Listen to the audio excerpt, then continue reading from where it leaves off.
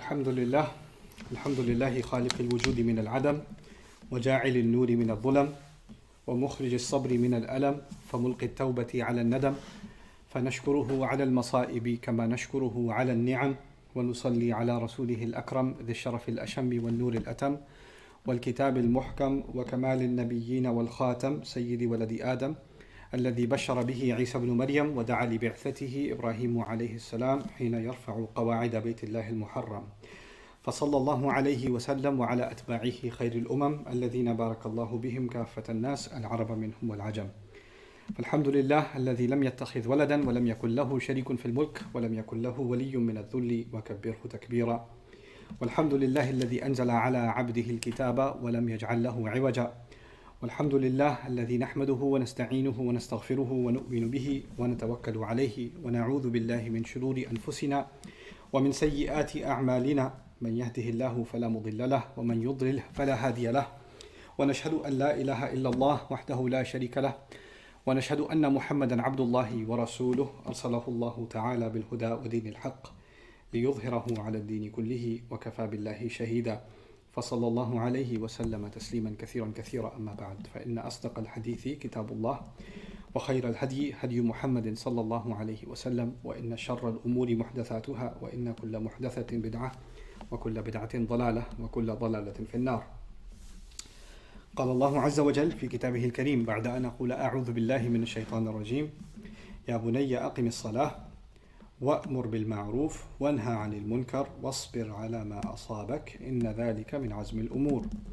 رب اشرح لي صدري ويسر لي أمري واحلل عقدة من لساني يفقه قولي واللهم ثبتنا عند الموت بلا إله إلا الله واللهم اجعلنا من الذين آمنوا وعملوا الصالحات وتواصوا بالحق وتواصوا بالصبر آمين يا رب العالمين.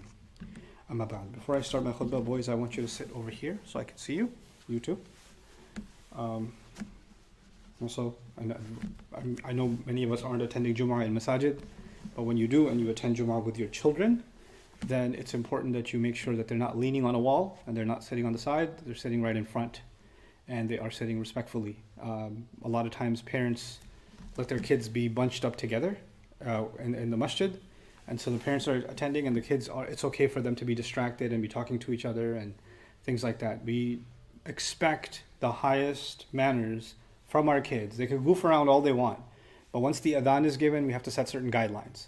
And those guidelines are, once the adhan is given, all the conversations about video games, playing, all the conversations about school, friends, you know, what fight you watched, what movie you watched, all of that, it's gone. All of that disappears. Once the adhan happens, then there's no difference between you and an adult inside the masjid. Like this is Allah's time, and you have to respect that. And part of that is you have to make the most of every moment you're here. You're not there to relax. You're in the presence, not of the khatib. You're not in the presence of the imam. You're in the presence of Allah. And you came to Allah's house. And Allah invited you. And the adhan actually means, part of what it means, Allahu Akbar, is Allah is a greater priority than everything else. And once that announcement is made, you acknowledge that and you repeat it after the muadhin. Allahu Akbar, Allahu Akbar. Allah is greater, meaning greater, part of the meaning is greater than everything else I was doing. Greater than anything on my phone. Greater than any conversation I was having. Greater than any joke. Greater than everything else. So that means that we have to, and I'm taking time to say that because I want the kids that are listening to know the next time you go to a masjid, inshallah, this crisis is over and we're going to resume our life back inside the masajid and we're going to go back and be able to spend time in Allah's house. When you go to the masjid, it doesn't matter which prayer it is. Before the prayer, you want to goof off with your friends, totally cool. But once the adhan is given, then it's Allah's time. And you have to have the highest form of discipline. By the way, the prayer, the Muslim prayer, is perfect rows, isn't it? And all the movements are completely synchronized. Everybody's completely synchronized, moving at the same exact time. Where else in the world do you see that kind of organization? You see that kind of organization in the military. Right? In the military, soldiers march in unison, they take steps in unison, they stop in unison, they move in unison, they speak in unison, isn't it? And that kind of, because the military is considered the highest form of organization. And in the military, there's a chain of command. And the chain of command is the general, the commander, whoever it is. He speaks and the soldiers immediately follow. There's no room for conversation or anything else, right? Everybody lines up When the commander's there, everybody lines up and everybody's disciplined, right? Because they teach you something in the military about chain of command and discipline. And nobody's messing around when time comes for that, okay? Because to them, that's a matter of life and death when the actual battlefield comes. So no military in the world will have loose discipline, because that's the same as death. And if they understand chain of command from a commander, a general, a captain, whoever, on our side, in Islam, the chain of command is Allah Himself. Allah just said, line up. Allah just said, come and drop everything, right? So we have to demonstrate that when we are in His house and when we're in His presence at that time. Now, it's not just a tangent from the khutbah that I wanted to give you today, because the subject of the khutbah today is the 17th ayah of Surah Luqman. This is again continuing Luqman radiallahu anhu's advice to his son. And this is where we get to probably the heart of the matter. Everything up until now was built up to this. These few concluding ayat are actually I consider them the juiciest part of this conversation. This is the most real part of the conversation. He says, Ya bunayya, my beloved son, my young son, my little boy, aqimis salata, establish the prayer. They commonly translate that as establish the prayer. Let me tell you something about iqama. Iqama in Arabic comes from the word qiyam, and qiyam means to stand. And when you put it as iqama, this is from the if'al family, what that does is it's to make something else stand. Right? So if somebody was building a tower, they made the bricks stand on top of each other and they built a tower. Right? So they did iqama of a building. That's the iqama of a building, to make it erect, to make it stand. Iqamatu salah, you can think of it, because we use these words, establish the prayer, establish the prayer. What in the world does establish the prayer mean? One of the ways you can think about that is preserve the prayer. Make sure it stays standing. When you do iqamah of something, it's as if you put in a pillar or you put a pole or a pillar in the ground, and you make sure you keep checking on it that it doesn't what? It doesn't lean, right? You keep maintaining it. And so you maintaining the prayer and preserving the prayer. That's actually within the meaning of iqamat as-salah. So Allah didn't just say pray. And the father is not telling his son, pray. He's saying preserve the prayer, maintain the prayer. You know what that means? That means the prayer is something that can get damaged very easily. Because when something is delicate and it can get damaged easily, then it needs to be maintained and it needs to be preserved. Like a delicate plant, you have to make sure, some plants, they can't stand on their own. So you have to put a stick in the ground and they trellis and it wraps around the stick. And you have to keep checking on it. Because if the winds were too high or the sun was too harsh, the plant might burn out, right? So this tarbiyah of the plant, this making sure that it grows, making sure that it's preserved and taken care of, that's the kind of thing you have to do with prayer. Now, there are some things we have in our life that don't require that kind of care, right? So if you have a car, for example, you don't have to change its oil for a while and it's running and doesn't matter, right? And sometimes people don't take care of it for a long time until they find out that it's falling apart, right? There are other things you have to check on them constantly, and if you don't, it's not gonna last. Like ice, for example. If you needed ice for something, you have a limited amount of time. And if it's starting to melt, you have to put it back in the freezer again. Because if you don't maintain the temperature, it's gonna melt away, right? By using the word aqim, what Allah is teaching us and what the father is teaching his son is, it's not just enough that you pray. Because you could have like a busted, broken down building called prayer, and you just kind of got it over with. And that was your prayer. And your parents can come and say, did you pray? Yeah, I'll pray. Yeah. You pray Maghrib? Yep. And when you actually, secretly record your son or daughter praying, you find out that looks more like a, cardiovascular exercise than it looks like prayer. Because the ruku' was done in light speed. And the sajda looked more like a bird pecking the ground than a sajda. Why? Because the prayer was just something you get it over with. You just get it over with. You ever see people, a friend of mine loves cars, right? He's always fixing cars. And what does he do? He's constantly looking inside the engine. Man, that part's getting a little rusty. I need to lube this part up. I need to loosen this up. I need to fix this. I need to fix that. Well, car's perfect, man. No. You don't understand. That's at a it's at a different level, isn't it? When you have love of preserving and protecting something, then you're constantly fixing. There are people that are fixated on the inner decor of their home. Or people that are really into gardening, checking on every flower. Oh, this one's getting a little weak. There's a delicate care that goes into it, right? There are some of you kids, I'm telling you about gardening, or I'm telling you about taking care of the car. You can't relate to that.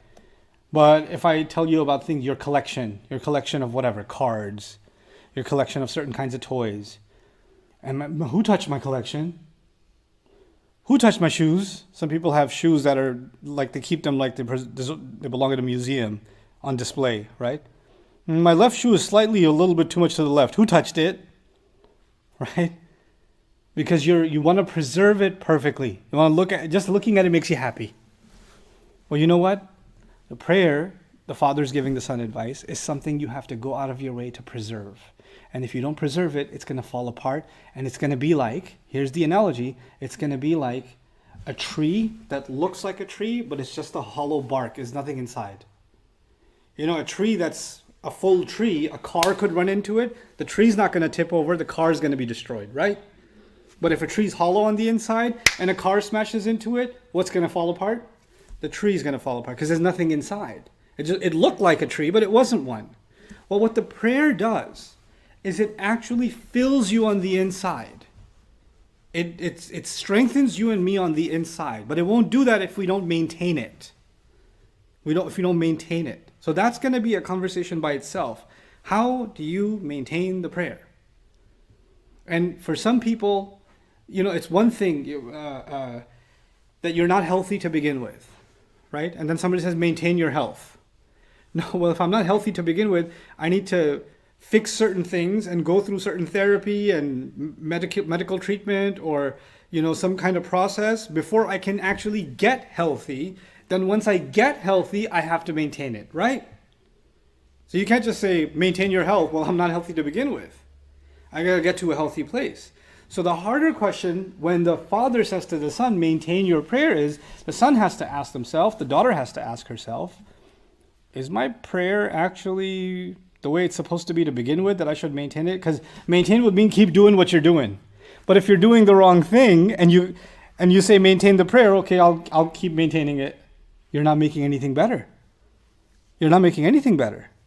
So first, what needs to be identified is the prayer the way is it supposed to be or not?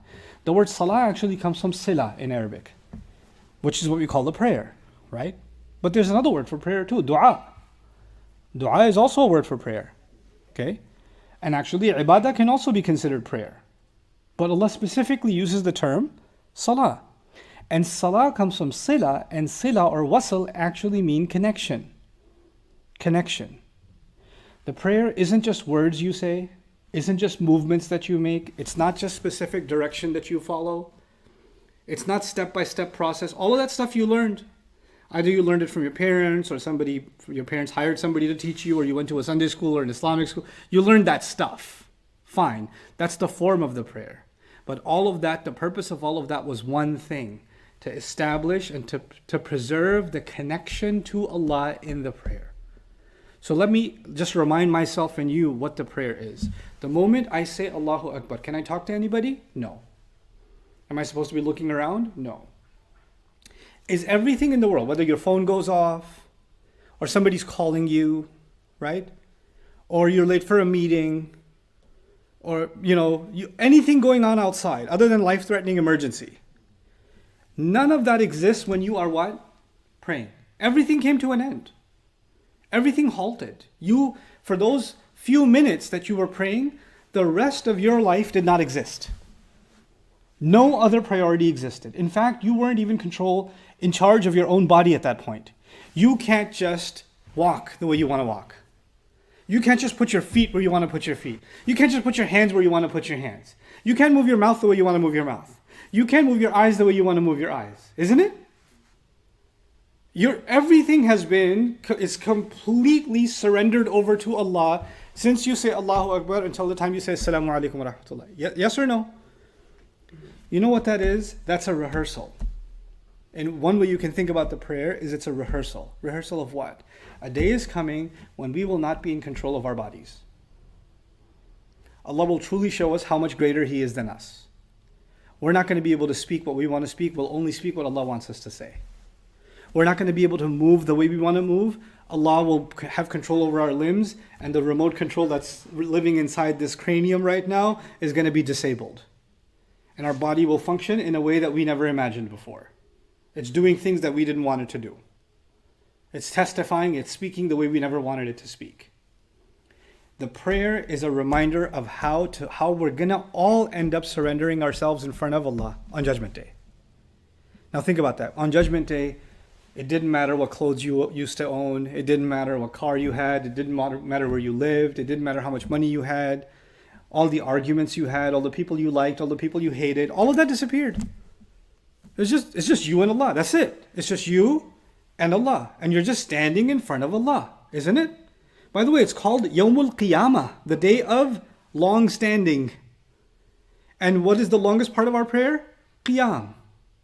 Qiyam. There's a reason for that. We start the prayer by reminding ourselves, standing in front, because when somebody's standing in prayer, they're standing in front of Allah, right?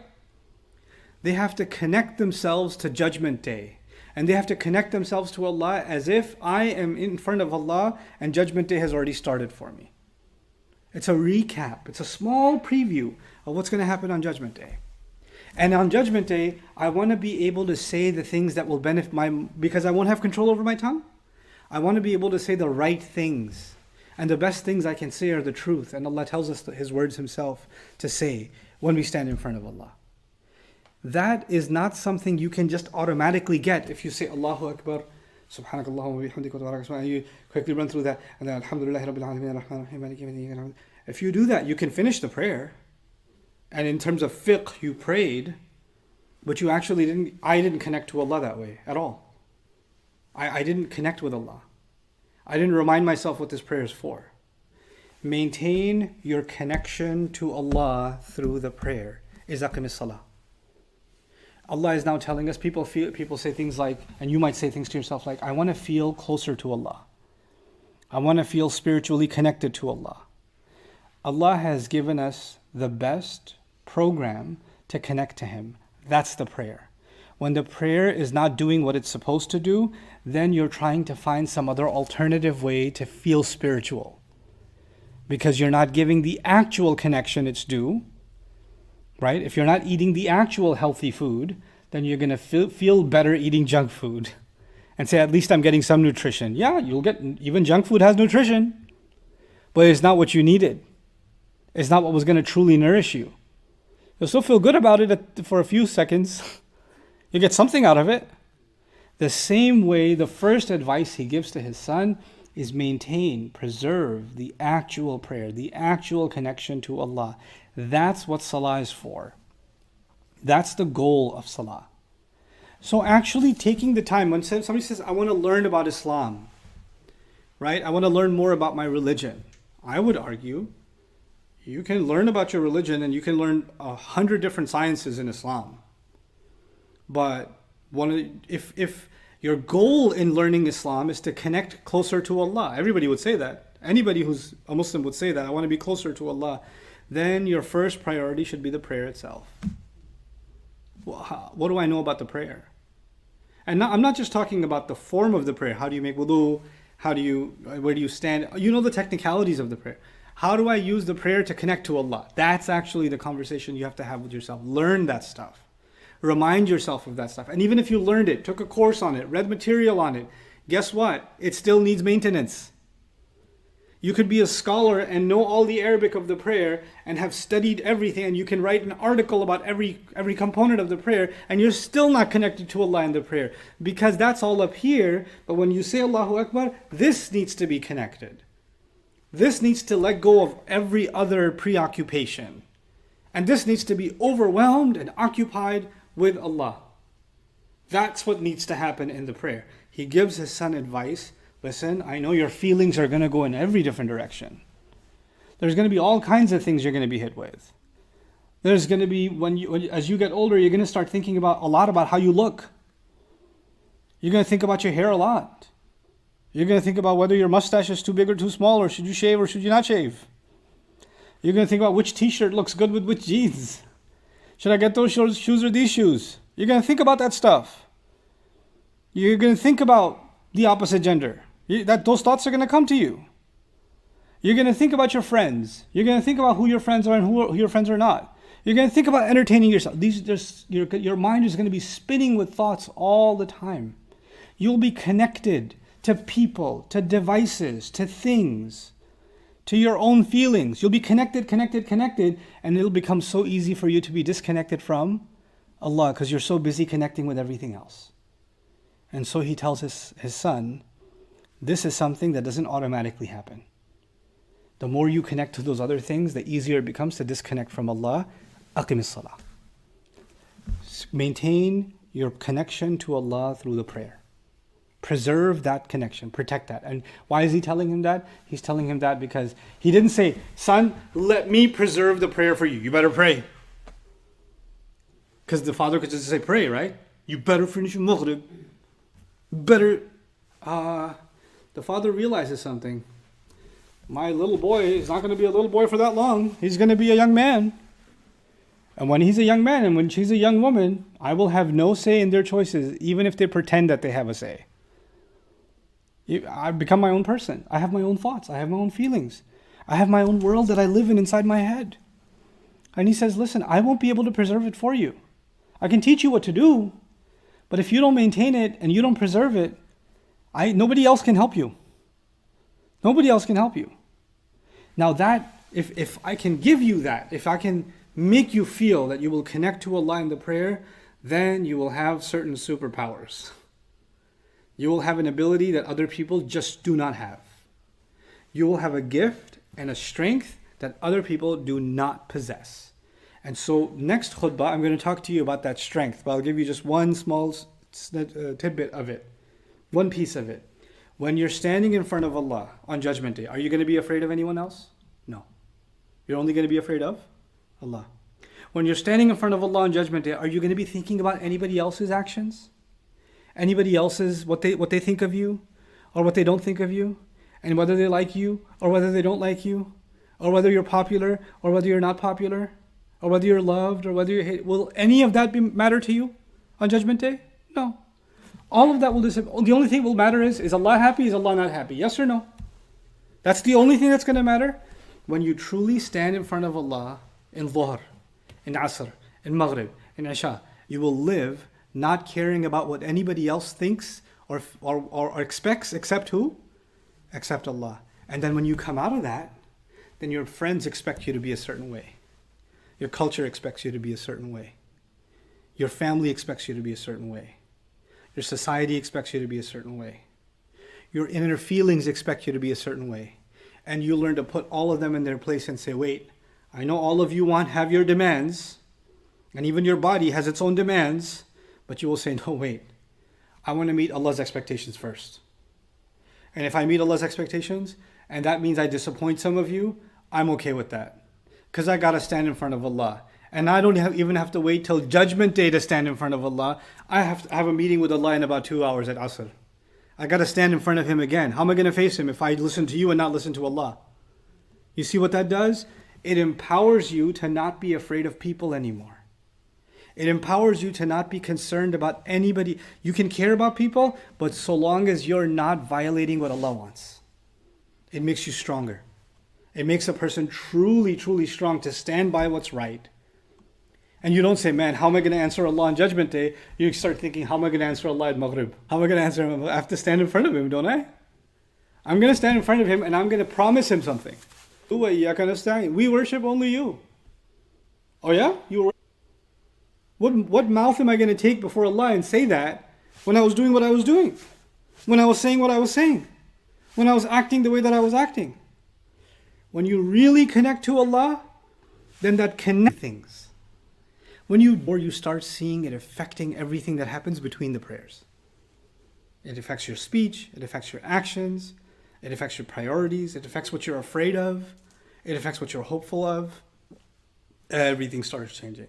So he gives his son the most powerful advice, because at the end of the day, the father is letting his son know, you don't have to live up to my expectations, but you're definitely going to have to live up to Allah's expectations. A father and a son and a daughter and a mother, all of us are human. We can be alive one day, we can be gone the next. We can be alive 1 hour, we can be gone the next. So your father used to yell at you to pray, and he's not there anymore. May Allah preserve all of our parents, right? Your mother used to be there, she's not there anymore. Your son used to be there, they're not there anymore. Allah can take, it's Allah's life. He can take, He can give, and He can take, right? But you know what? Whoever comes and goes, you can say, well, now nobody's telling me to not stay up late. Nobody's waking me up for Fajr, I can sleep in peace. I don't live with my mom anymore, so I don't have to worry about it anymore. And the father is telling his son, it's not about me. It was never about me. Wherever you are, فَأَيْنَمَا كُنْتُمْ فَأَيْنَمَا تُوَلُّوا فَثَمَّ وَجْهُ اللَّهِ. Whichever way you turn your faces, that's where you find Allah. That's where you find Allah. This is about us facing Allah Azza wa Jal. And that's the first advice that he gives his son before he gets into what kind of things he's going to face in life. So that's the first priority that I wanted to highlight. Inshallah, we'll be on this ayah for a couple of weeks, 31:17. And my advice to you, those of you that are keeping up with the series, for your own personal benefit, it's not that long of a passage. It's surah number 31, and this is ayahs number 12 all the way to 19. It's actually pretty much one page, and it's not that hard to memorize. It would be good for you to memorize it and to rehearse this teaching, inshallah ta'ala, for yourselves and your family. Barakallahu li wa lakum fil Qur'an al-Hakim wa nafa'ani wa iyyakum bil ayati wa dhikr al-Hakim. Alhamdulillahi wa kafa wa salatu wa salamu ala ibadihi alladhina istafa khususan ala afdalihim wa khatamin nabiyyin Muhammadin al-Amin وعلى آله وصحبه أجمعين. قال الله عز وجل في كتابه الكريم بعد أن أقول أعوذ بالله من الشيطان الرجيم إن الله وملائكته يصلون على النبي يا أيها الذين آمنوا صلوا عليه وسلموا تسليما اللهم صل على محمد وعلى آل محمد كما صليت على إبراهيم وعلى آل إبراهيم في العالمين إنك حميد مجيد اللهم بارك على محمد وعلى آل محمد كما باركت على إبراهيم وعلى آل إبراهيم في العالمين إنك حميد مجيد. عباد الله رحمكم الله اتقوا الله إن الله يأمر بالعدل والإحسان وإيتاء ذي القربى وينهى عن الفحشاء والمنكر ولذكر الله أكبر والله يعلم ما تصنعون. أقم الصلاة إن الصلاة كانت على المؤمنين كتابا موقوتا.